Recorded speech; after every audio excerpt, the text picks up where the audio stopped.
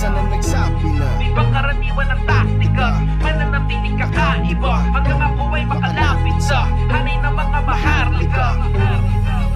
Simulan ng pagkabata, sinasabihin di kaya. Mga bibig na di maapula ang bawat bigas na katalata. Mga taong naninira, di alam paano bumasa. Pero wag kayo mag-alala, isa kayo sa mga inilagay ko sa aking mga kabanata.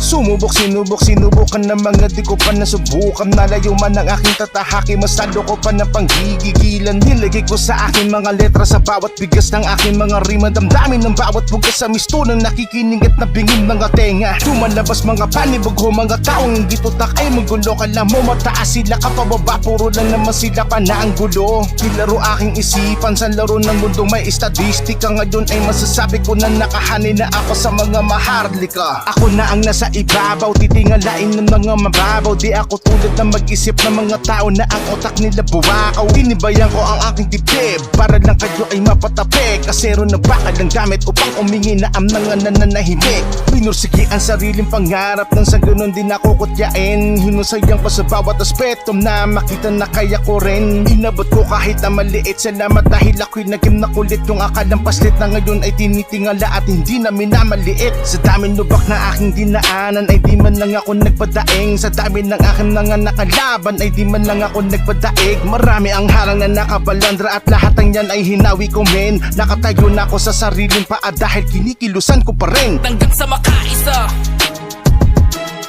karanasan na nagsabi na di pa karaniwan ng taktika, mananatiling kakaiba hanggang ako ay makalapit sa hanay ng mga maharlika. Hanggang sa makaisa, karanasan na nagsabi na di pa karaniwan ng taktika, mananatiling kakaiba hanggang ako ay makalapit sa hanay ng mga maharlika.